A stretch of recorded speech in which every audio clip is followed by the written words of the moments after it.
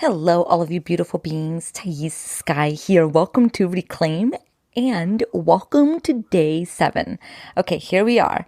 Day 7. We have 4 more episodes left in this 10 Days of Worth series. And I'm really excited about this episode because today we're going to be talking about the spiritual community. I know I talked a little bit about it in the previous episode in day 6.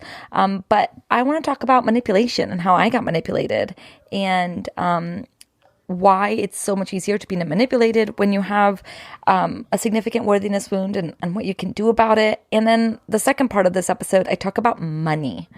Whew. We all know that money has a lot of energy. We all have a relationship with money, some more complex than others, but most of us have received the message sometime or another that the amount of money we have is connected to our worthiness. And so I want to talk about money mindset in a way that may be supportive for you as it relates to the systems that we operate in, capitalism, patriarchy. We can't remove ourselves from these systems. So how do we understand ourselves, our relationship with money within these greater systems? But before we get into the episode, I just have to announce that today is the big day. Today, doors are officially open for Worthy Women Rise. If you are new around these parts, Worthy Women Rise is my signature group program. I lead it twice a year, and Worthiness Season is a huge celebration in honor of enrollment period opening for Worthy Women Rise. So Worthy Women Rise is a 5-month online group program. It's an invitation really to embark on the heroine's journey of reclaiming your worth so that you can get out of your own way and express yourself, be your most authentic self. Together, we're going to dismantle the narratives, the stories, the beliefs that keep you tangled in your inadequacies and not enoughness so that you can experience the freedom to be who you were born to be. It's in this freedom that we are able to break the deeply entrenched patterns and self-sabotaging behavior, feel confident in asking for money and putting up boundaries, taking up greater space without being apologetic, loving ourselves unconditionally, and root in our voice and our power. Listen, as I've shared on this podcast various times, I've navigated feelings of inadequacy and not enough for most of my life. I know how painful it can be. I also know it does not have to be your reality forever. This idea that life has to be a struggle and you have to be constantly entrenched in these patterns that keep bringing up the same shit over and over and over again. You don't have to stay there. There is another option, and that's what I am offering in Worthy Women Rise. The methodologies and tools I teach in this program are trauma-informed. They're psychology-based. They're based on everything I know about spiritual healing and psychology, and it's oriented for lasting transformation.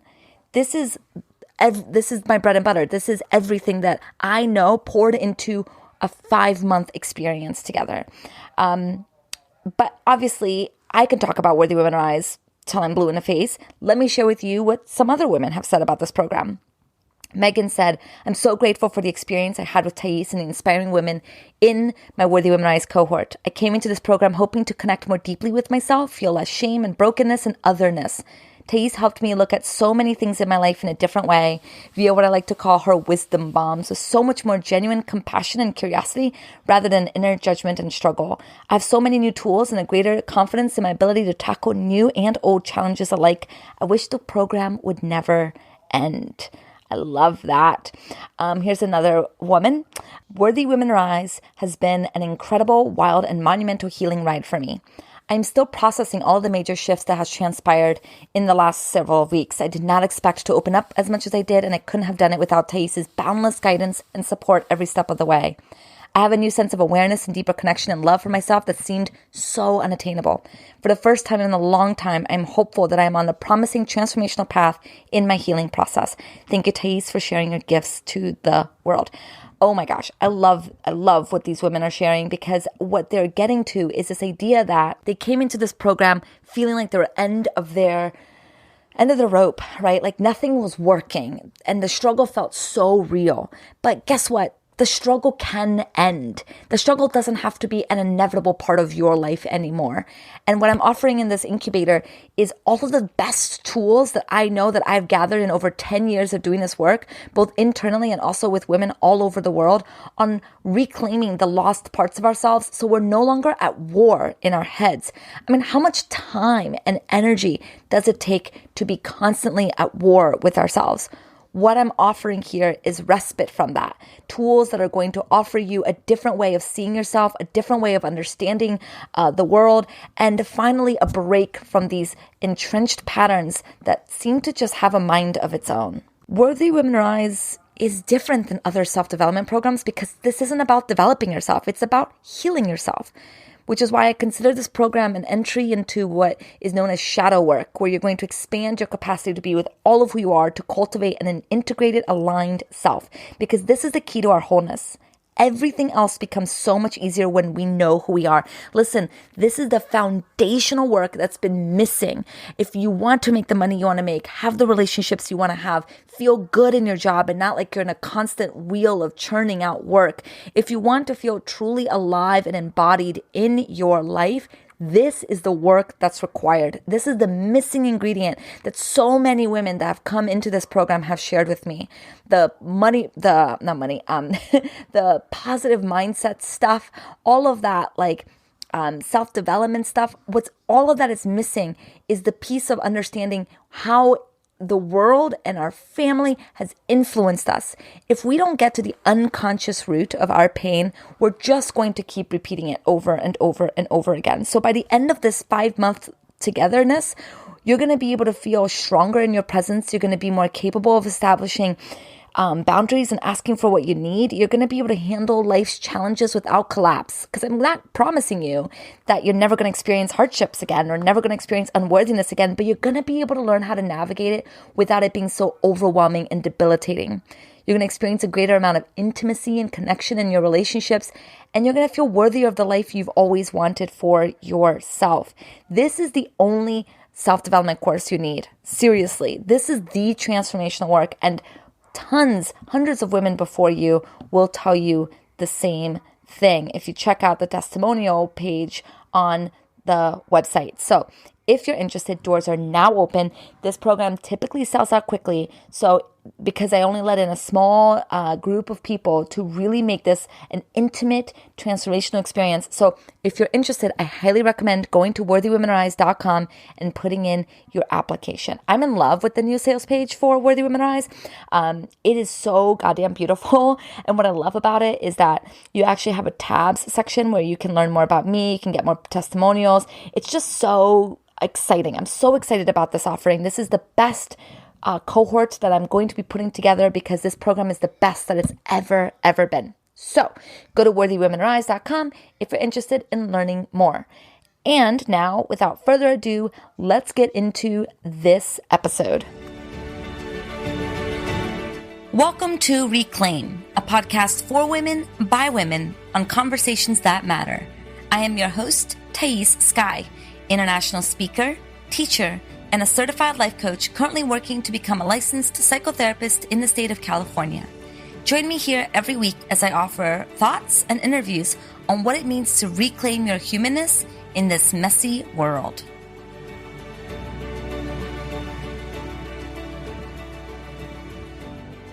Based on doing my research around women's history and how far we've come since, humankind developed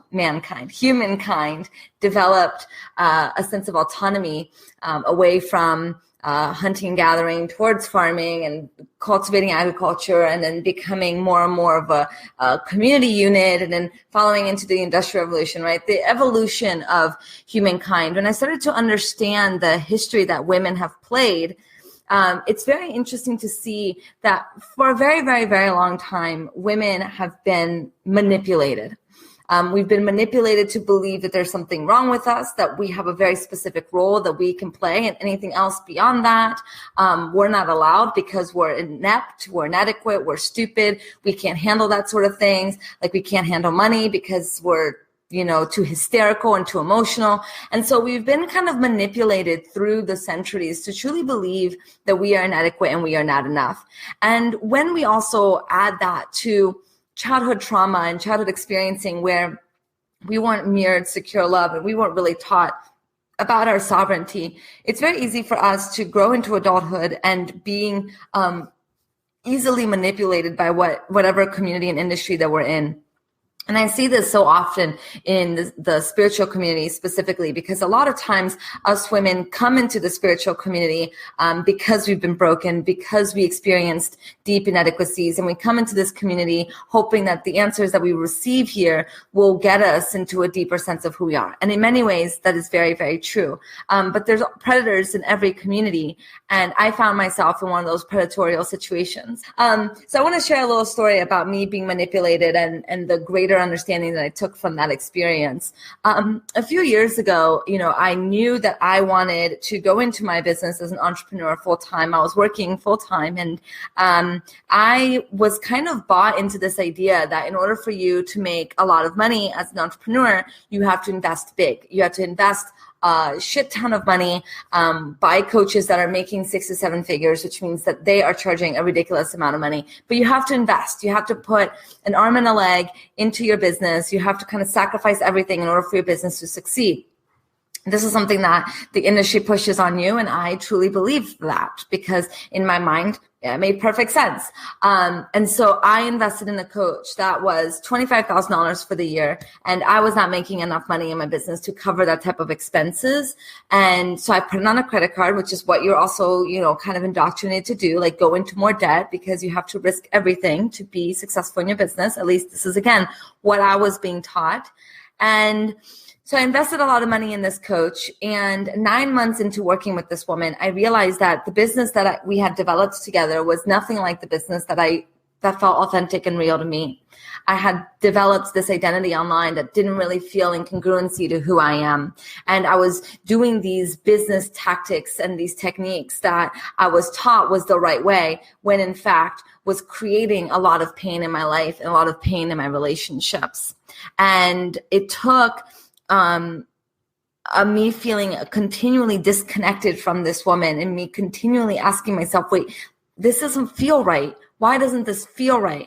And eventually it actually took her, something happened in her life and she had to pull away from her business a little bit. And in that break was when I was able to wipe the shit in my eyes and realize, holy shit, I fell into a lie. I fell into a manipulation. I fell into a story, a narrative that I desperately wanted, but it's actually not in alignment with who I truly am. And I ended up firing this coach, but I had already paid like $18,000. And by the end of our work together, I had no more money. I had no clients and nothing to show for the $18,000 investment that I had made and the pile of credit card debt that left me in.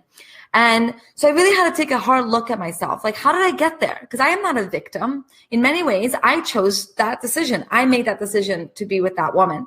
So what happened? What happened that led me to believe that that was the right decision for me? And while I have no regrets, I got to where I am. I learned so much. I wanted to learn the lessons from that experience so that it wouldn't happen again. And here's the deal. This doesn't just happen to, investments. I mean, look at the women who voted for Roy Moore. Look at the women who voted for a man who was a known pedophile. Why would they do that? Are they crazy? No, they're not crazy. We know, women who may or may not have voted for him. We know the type of woman that those are. It's not like that they're in any less human than we are. That's being morally superior. That's not right. Like they're women too. They have the best interests of their family in mind too. They want to succeed just as much as we do. We have more similarities than differences. So why is it that they voted for someone who's a pedophile and who's actually would hurt them? They voted against themselves. Why is that? It's because they've been manipulated. Just as I was manipulated on a greater scale, women are being manipulated constantly to believe that the system is on their side, to believe that that they have already reached equality, that somehow we now have complete autonomy over our lives. These are all lies. So being manipulated was something that I wanted to investigate. Like, how did I get to be so easily manipulated? How do we become so easily manipulated. And what I find is very early on in our childhood, we experience a split between who we are and who we should be. We experience a split due to a lot of reasons that I explore deeply in my Worthy Women Rise program. But essentially, when we end at the end of that split, we're very malleable and we're very, what's that word called? Vulnerable. There it is. We're very vulnerable and susceptible to the energy of others because we're little and we don't know who we are anymore. And when we don't know who we are, when we don't know our values, when we don't know exactly what we stand for, it's very easy for us to believe that something outside of ourselves is going to give us that answer. It's very easy for us to be gullible and believe that just because this person has $1 billion and they're showcasing their lives on social media and private jets, that they're actually happy. It's very easy for us to be gullible when we don't have a foundation within ourselves. And most of us don't have that foundation because we live in a society that thrives off of us being gullible and manipulated. Because when we're gullible, manipulated, we fall into voting for Roy Moore. We fall into buying lots of things for our value. We buy into the narrative that we have to look a certain way and be a certain body weight in order to be, satisfied and fulfilled. We fall into these lies. And as spiritual women, I see that we are so susceptible to the voice of the industry telling us how we should be because we are the most vulnerable, because we find spirituality, because we feel the most broken. And so, again, I'm not blaming anyone for what happened to me. Everything happens for a reason, whatever. I'm learning. I learned. And there is a way that we can begin to prevent that sort of thing from happening, that we can begin to find our power as sovereign women. And in fact, finding our power as sovereign women not only allows us to prevent being manipulated, but it also allows us to create stronger boundaries. It allows us to say, no, that's actually not going to work for me. It's going to allow us to say, you know what, this relationship is actually toxic and I'm no longer willing to have that in my life. That the knowing of who we are, that healing of the worthiness wound allows us to say, you know what, that's not working and I would like to change. We'll start to speak up like we should have learned how to do from little kid.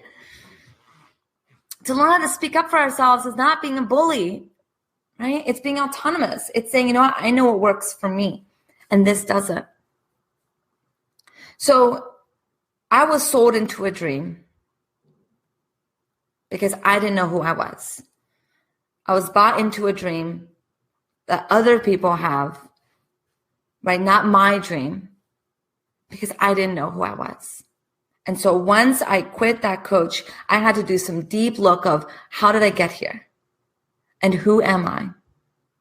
And how can I heal from that split? And miraculously, believe it or not, that was when I started to develop this idea of a worthiness wound. Because I deeply experienced that break of holy shit. I allowed the external world to completely validate me and tell me who I am and fall for a dream that didn't even resonate with me. And now it's time for me to look for another dream. And it's time for me to find who I am. So once I realized that I was actually very susceptible to being manipulated, in fact, more susceptible than I thought I was, right? Once I had that break and realized, you know what? I need to do something differently. I started to look at my worthiness wound and started to heal that split. And what I found was that the opposite of the worthiness wound is not worthy woman, because we are innately worthy. So it's not like we have to cultivate worthiness, is that we just have to address the parts of us that feel unworthy. And the opposite of that is the sovereign woman, the free woman, the liberated woman. That is the opposite of the unworthy woman. So it was great because now that I started to look at my worthiness wound and I started to address it and heal it, I was able to find out what I wanted. I was able to feel embodied. And that's the goal, right? When we can feel embodied, no one can shake our core. When we can feel rooted in who we are, no one can shake us. We won't fall. We will know what we stand for. And when we know what we stand for, it's so easy for us to communicate our values to people. It's so easy for us to take a stand for things. It's so easy for us to say, you know what? This is who I am. And that is so amazing. That is what we want, isn't it? We want to be fulfilled and happy in who we are, not constantly spiraling in a state of, I'm not good enough and I am so broken and I need to be fixed in order for me to receive the love and happiness that I want, right? It's finding that space that's already worthy and then allowing that to grow and addressing the parts and tending to the parts and holding our hearts to the parts that are feeling broken.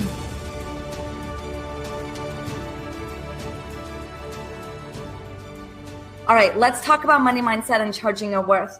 First off, I hate the words money mindset and I hate the words charging your worth, which is exactly why I use them, because I really want to highlight the problems that are underlying both of those phrases and begin to deconstruct the ways that we can start to look at money from a very holistic standpoint. We live in a society that is dominated by a market, an economic market, an economic engine called capitalism.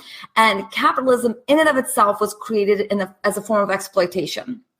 So the idea of capitalism is not neutral. It stems from a system where the exploitation of one human being gained money for another human being.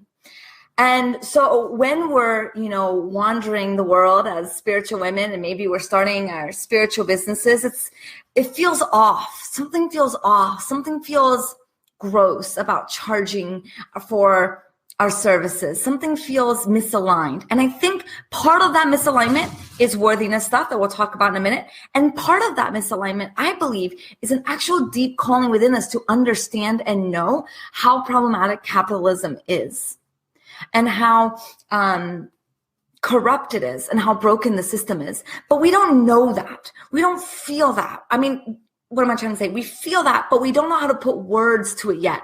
So then we entered the entrepreneurial capacity, right? We become business owners and we start to see people say, well, the amount of money that you have in your bank account is equivalent to your money mindset. And then we start to think, oh, okay, so this actual yucky feeling around, charging and making money, it has everything to do with my mindset. And if I just fixed my mindset, then this icky feeling would go away. And so we immerse ourselves in the experience of money mindset and abundance mindset and believing that there is endless abundance on this planet. And, we just have to tap into that. And we deserve to make all of the money that we could possibly make. And so we try on these different mindsets. We try on these different hats. And maybe you're like me where those hats never fulfilled me. It never erased this yucky feeling deep inside me that there's something wrong here. I always felt like, okay, sure, my work could be, if I'm associating my work with transformation, well, I create complete life transformations to my clients. I mean, absolutely, without a doubt, the clients that come to work with me leave completely shifted and changed in a way they didn't even know they could be shifted and changed. So if I'm going to charge my worth, then I got to charge like at least 30 grand for this work, right? Or at least whatever, 50 grand, 100 grand for this work. But is that really practical? Is that realistic? Is that grounded to be charging $100,000 or $200,000? Or it's the money amount doesn't matter. It's an amount that feels like a lot for us. What is that saying within us? So that's where I was at. I was like, okay, I have to charge a lot of money for my work because my work is transformational.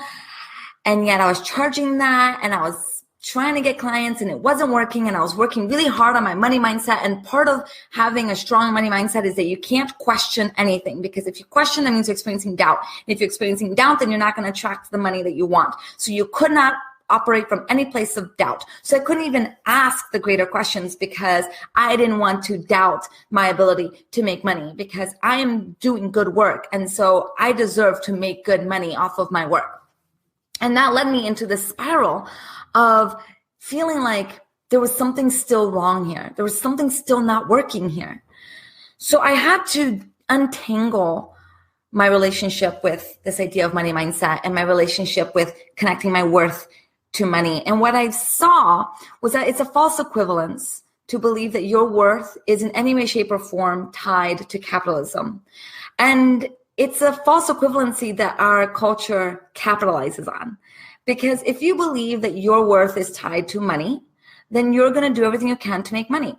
And if your worth is tied to money, then you're going to continue to consume and buy stuff. And so you're going to feed the capitalist market. So feeling unworthy and inadequate, and yet not questioning that and continuing to consume and push money into the market is a way that our system runs, but it's off of our backs. It's off of our worthiness. And this is a false equivalency. We cannot connect our worthiness, our deservability with money. We can't even connect the two. They're inherently unequal. It's like comparing apples to oranges. You just can't make that connection. But we use language like earning a living to imply that there is a connection there, to imply that you have to earn a life. You have to prove that you deserve to be here. So of course, we're going to be constantly walking around the world feeling like we don't belong here. We don't deserve to be here because we're not earning the amount that we should be earning if we truly believe that we were worthy people. And it just gets into the whole thing. So let's back up. Let's take a step back and first understand that there is no connection between your innate worthiness and how much money you make or how much money you don't make. You deserve to be here. You deserve to be doing the work that you're doing. You deserve to have a good life, regardless of your history, regardless of what you look like or who you look like, or regardless of any of that. Do not allow this capitalistic system to make you think that you are less than because you make less. And when we can start to internalize that, not just here, but internalize that, we start to remove people off of their pedestals, right? I was recently talking to a friend and we were laughing about this list. There's like a Business Insider list, and it was like, the top 5 secrets that helped make these millionaires. So these millionaires vouch by these top secrets. And my friend and I were laughing because we know millionaires and most of them don't do those things. And in fact, we don't really know what creates millionaires. There's not a step-by-step process on how to make millionaires. But the fact that we see millionaires as up here and we're down here and they know the secrets and we don't know, and they must have done something that we inherently don't have ourselves, it sets us up for this unequal paradigm of now us pouring money into people that we believe are going to save us from ourselves, when in reality, no one's going to save us. And money is not going to save you. And I want to say this from an understanding that up to a certain point, of course we need money. I'm not bashing money. I'm not saying that we can't make money. I'm not saying any of that. I'm just trying to remove the false equivalency that who you are and your worth is directly connected to the amount of money you make.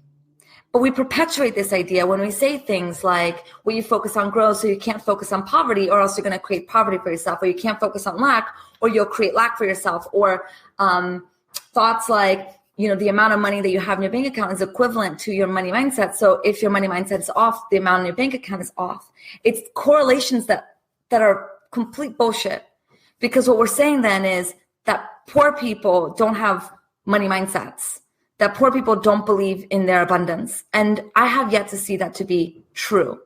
I have seen rich people who have lack mindsets, and I've seen poor people that have abundance mindset. And this whole equivalency is driving us to try to change our mind and like spiraling ourselves in our mindset. And it's only leading us to have more self-hate and more feelings of brokenness and inadequacies. We're like alienating ourselves from really, really important work, which is putting ourselves out there.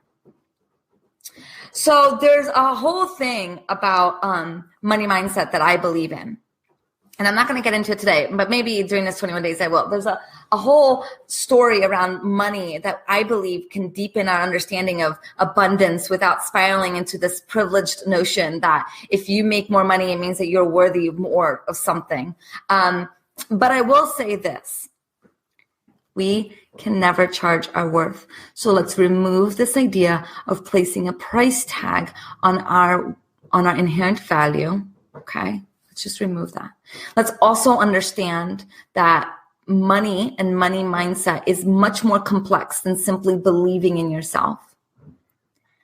And when you can start to do the work of bringing your worth inward to the place that actually belongs, we can remove the charge around money and start charging and start bringing in money in a different relationship that does not in any way, shape, or form correlate to the charge that comes with associating money with our identity and money with our value and money with our worthiness. And that's the goal. If we can remove the charge around money and completely disassociate any relationship between who we are and how much we make, we can actually develop a very grounded approach to money, where we can charge depending on our services, where we feel good about the amount of money that we bring in, but we also feel really good about the amount of money that we put out. And we feel good about how we're relating to money in a way that doesn't continue to steam the system of capitalism that bulldozes all of us.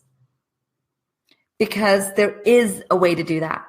There is a way to think about our relationship with money that doesn't have that charge that I know so many of us have around money, that if I don't make money, I'm not good enough. If I'm not charging this amount, if I'm charging too little, if I'm charging too much, it means something about me. We've got to start to detach that. Yes, there is a way that we can relate to money while also some on a deeper level understanding that money right now, as we see it, is functioning a system that is corrupting many and that is breaking us. So until we can get off the system, or until we can create a complete different economic system, we've got to function within capitalism, right? Unless you're planning on moving completely off the grid, which I know plenty of people have and do. If you plan on being a business owner, we've got to learn how to navigate this system. And we don't have to swing the pendulum the other way and living in ignorance about what it truly means to make money. We have to operate in a system in a way that is realistic, but also abundant, but also feeling like we can do good with money. There's nothing spiritual about being poor, and there's nothing spiritual about being rich. Okay? Because it's a false equivalence. There's got to be a way that we can navigate money without the charge. And that way is by first assessing and understanding and deepening our relationship with ourselves and how we have been indoctrinated with this belief. And the narrative is that money and worth are connected. Like even saying net worth, like how much are you worth? I mean, it's really connected in our language. The English language is deeply connected, and energetically it's deeply connected. But there's a different way. There is a different way. And when we can start to develop this different way, we start to find more freedom. And in that freedom,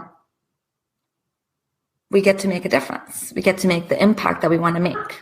If your abundance does not take into consideration the reality of the world, it's not true abundance. Just like we say, well, there's an abundance, we live in an abundant world, and therefore we can do whatever we want because it's abundant. That's the same mindset that's caused us to exploit this planet, rip the oil away from this planet, cut down trees, and basically butcher animals for our well-being, is this idea of abundance unchecked. So we've got to ground our abundance. We can believe that there is enough for all because there is. Society speaking, there's enough food to feed everybody. Society speaking, there is enough energy and enough resources to support everyone. There is, but it's right now being centered on people that have the money. So there is abundance, but it's not unlimited abundance. Just like there is an abundance of trees on our planet, right? There's an abundance of leaves. Like it would take a bitch and a half to count every single leaf on this planet. There is an abundance of it, but there is still a finite amount. It's limited. Our perspective, our karmic relationship being on this planet is about understanding abundance within the container of limitation. Find ways that we can make the money that we crave, that we want, so that we can celebrate in our freedom, while also knowing that our true freedom is not tied to the amount of money that we have. Thank you for listening to Reclaim the Podcast. This podcast represents the opinions of Thais Sky and her guests to the show. The content of this podcast are for informational and educational purposes only and is not intended to be a substitute for professional psychological, psychiatric, or medical advice, diagnosis, or treatment. Always seek the advice of your physician or other qualified mental health provider with any questions you may have regarding a medical condition or mental disorder.